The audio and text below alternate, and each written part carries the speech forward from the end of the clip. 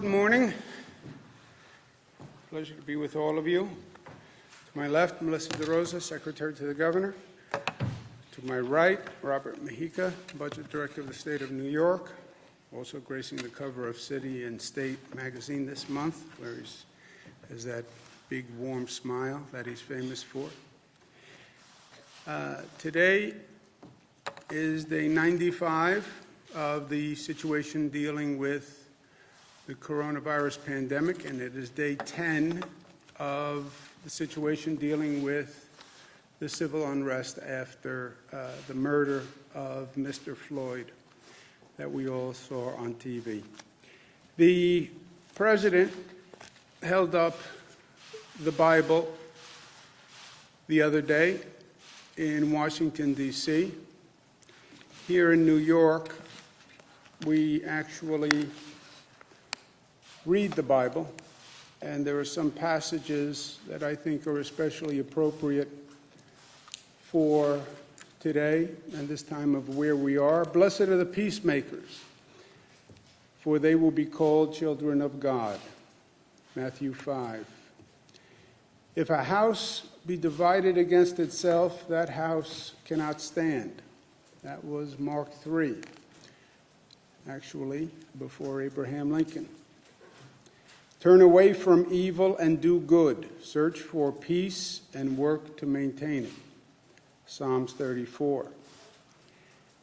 The seed whose fruit is righteousness is sown in peace by those who make peace. I think those words are all appropriate for where we are today. It's another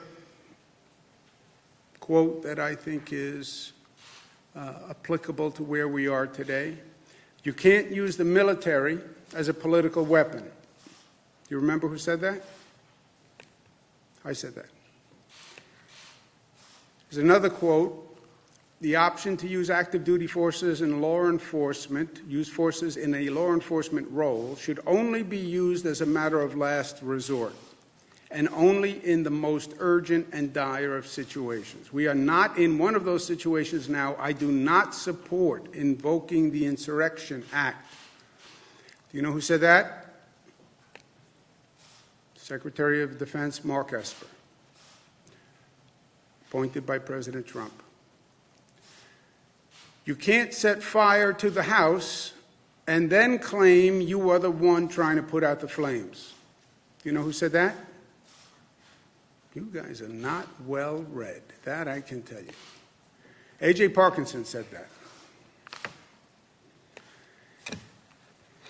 Last night we had continued protests across the state, but there are two very different situations that are going on, and we have to keep them separate, and we have to address them as separate situations because they are night and day. One is protesting, and the other is looting.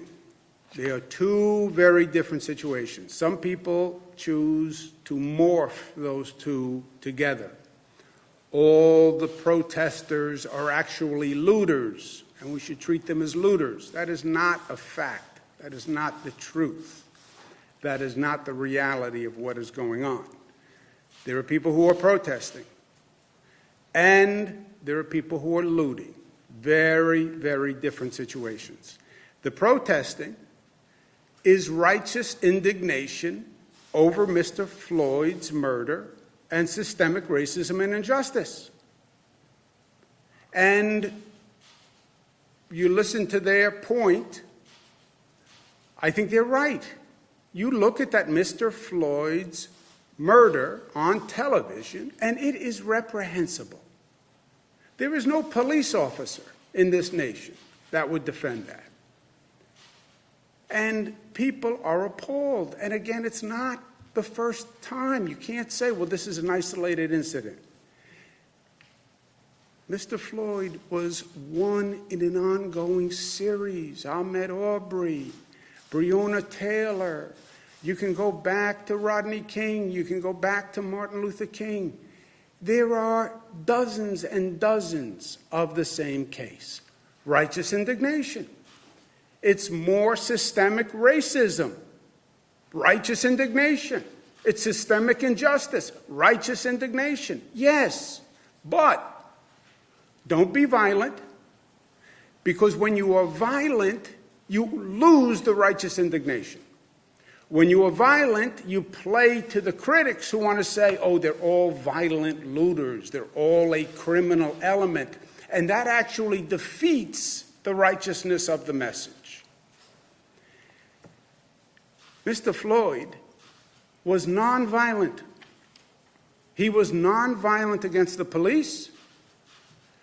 The crime that they were possibly investigating was a nonviolent crime. Violence actually demeans the situation and loses the righteous indignation.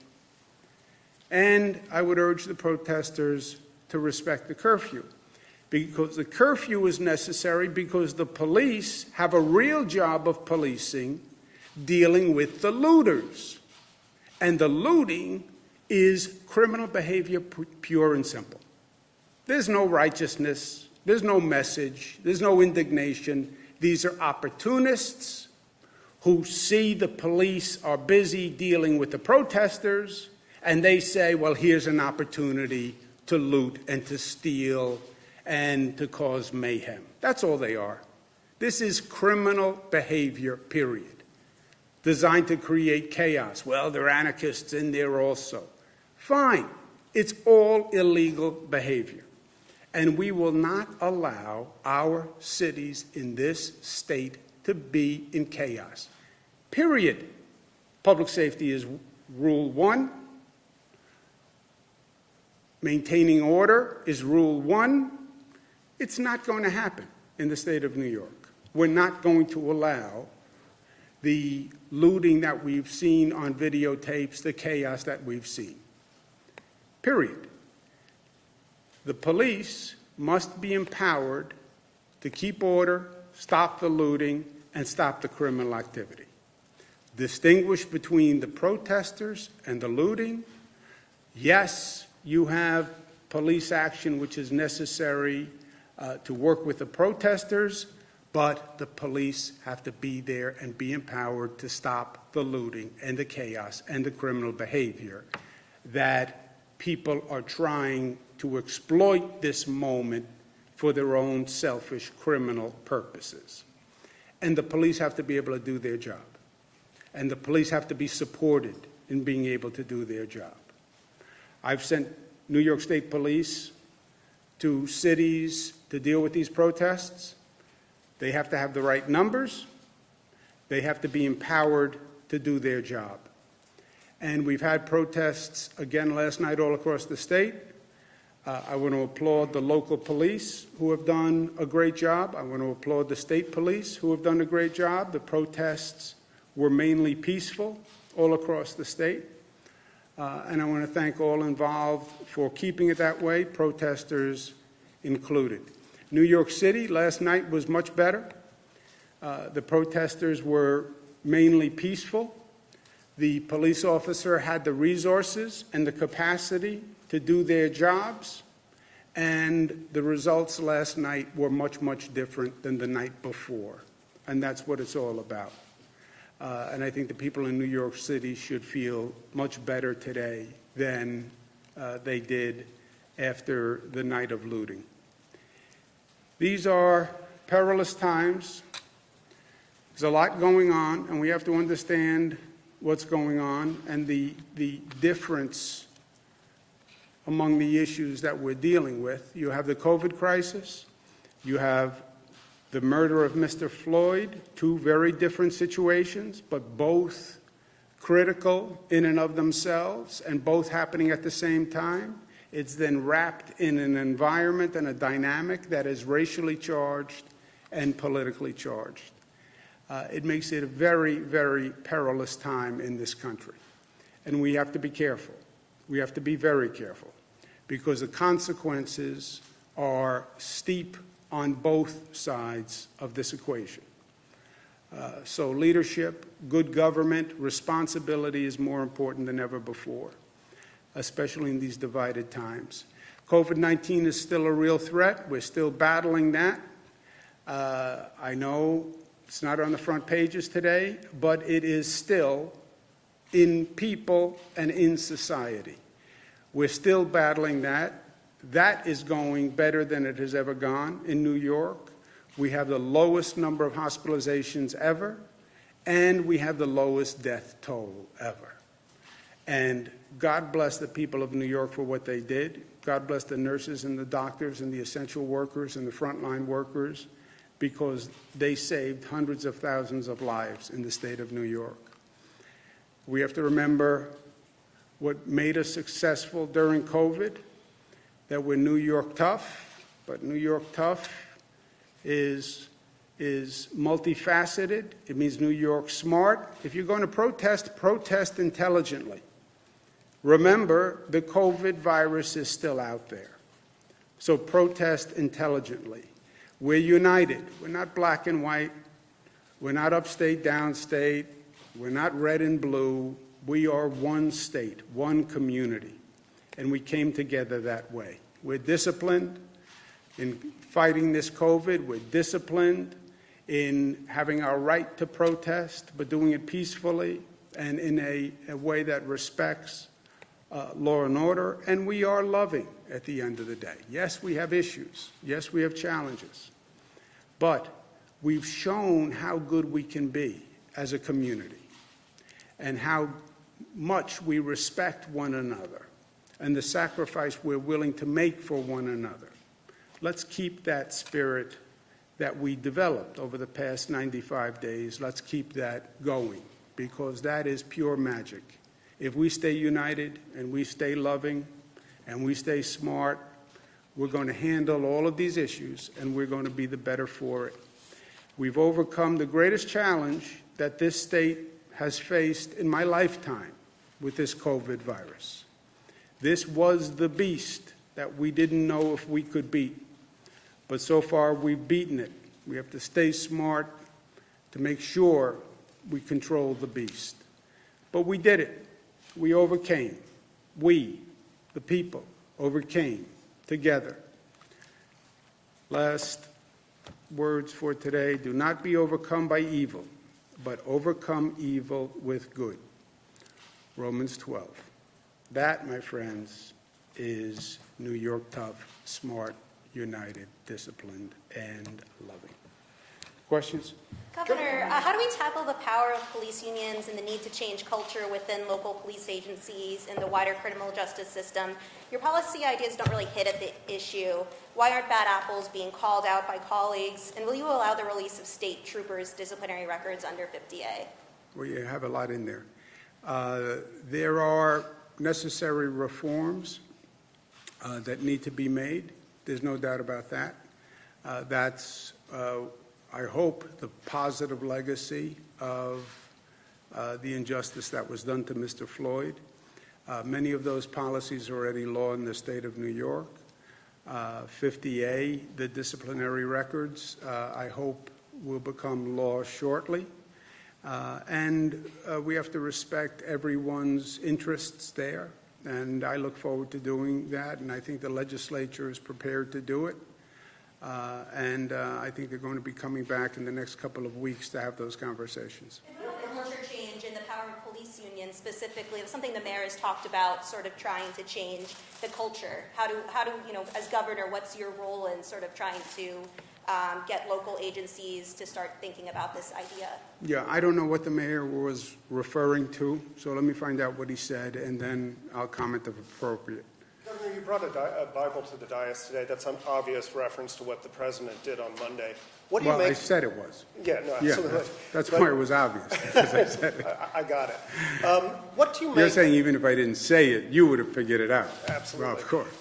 What do you make of the president's recent attacks on New York? What do you think he's trying to do there? Is he trying to rile his base? Is he trying to make legitimate criticisms about your stewardship of the state as well as the city?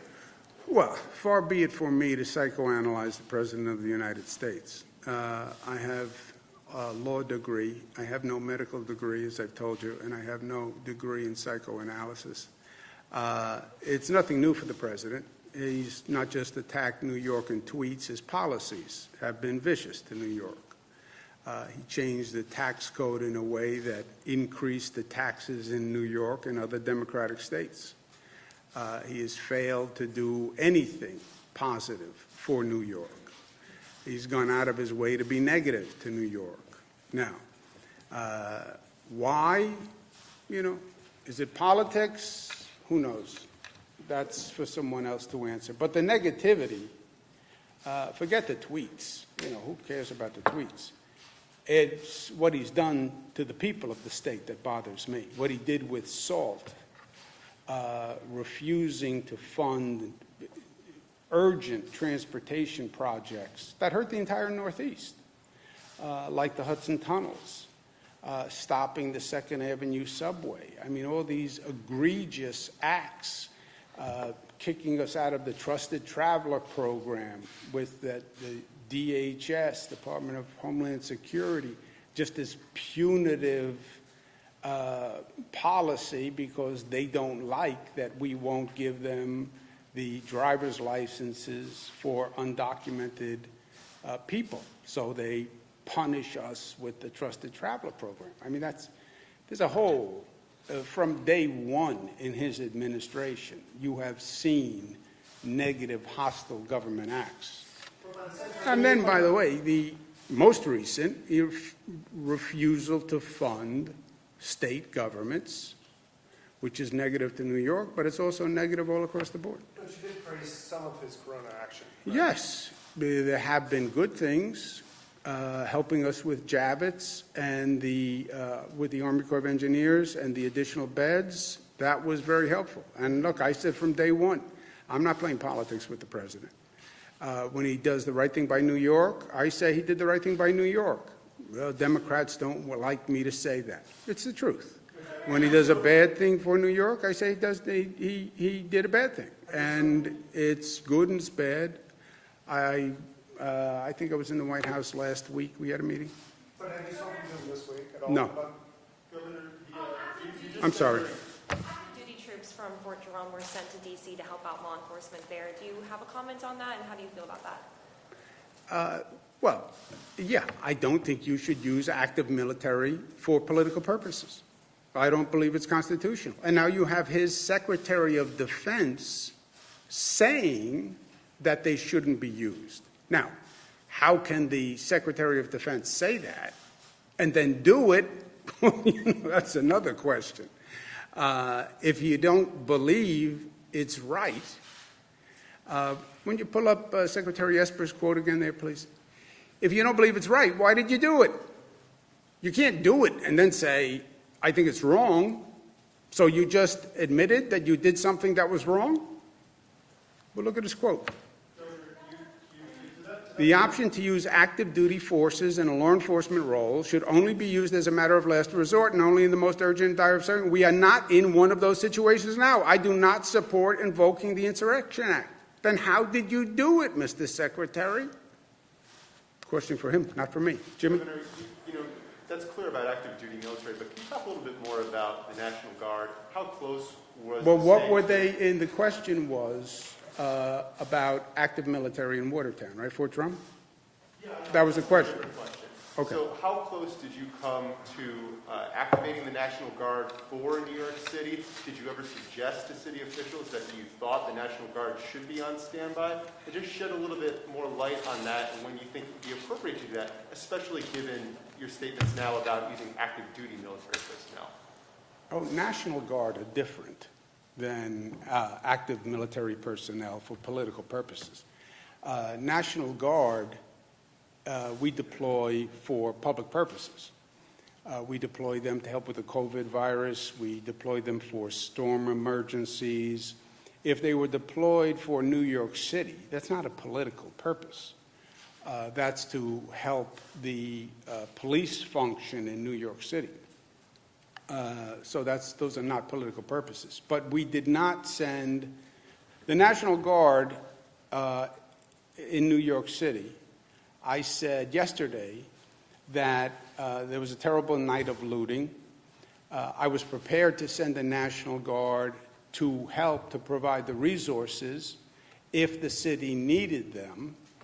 But I said, I don't believe the NYPD needs the National Guard. They're the largest police force in the United States of America. They're like 38,000 people. So I don't believe they needed the National Guard. I believe there was an issue of management and deployment of the NYPD. You know, you have to remember the NYPD, first on a personal level, I grew up in Queens. You know, I grew up with the NYPD. You know, my neighborhood, a lot of my friends became police officers in New York City. It's the best, little New York arrogance, but I believe it's the best police department in the country. And we know the police officers can handle these situations because they have, right?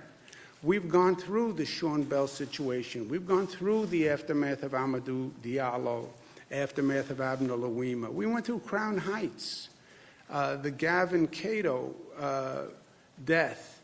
And then we went through the aftermath of Crown Heights. There was a whole report done on Crown Heights that studied what happened. It was like 4 or 5 days of riot. So we've done this. You know, this has been there, done that for the police. The police officers know how to do it. These are the best.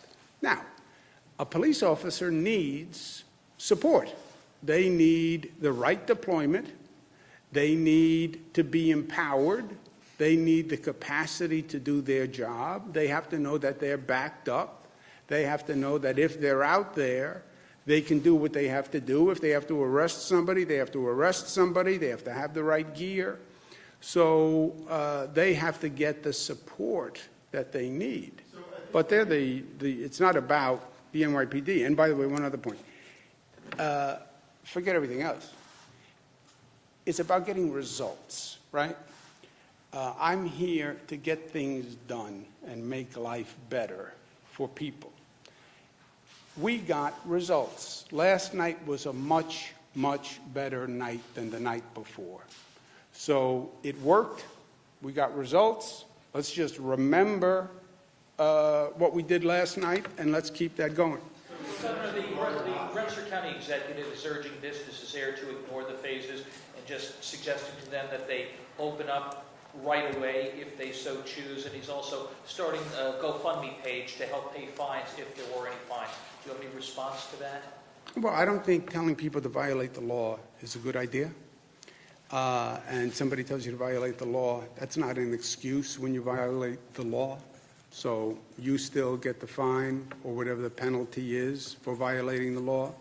You would still be liable. You would still get sued.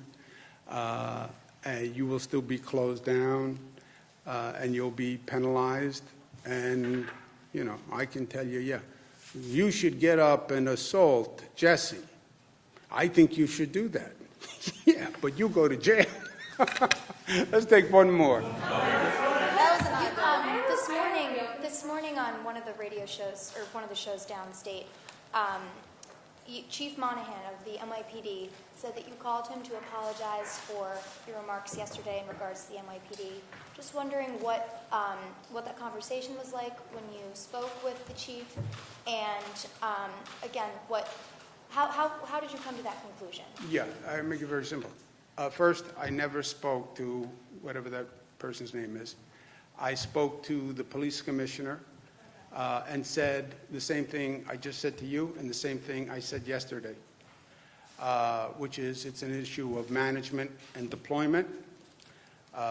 The actual police officers are the best. My issue was with the management and deployment, never about the police officers. It's about the management. It's about the deployment, not about the officers. Thank you very much. I'm taking my Bible and I'm going back to work. Read the Bible.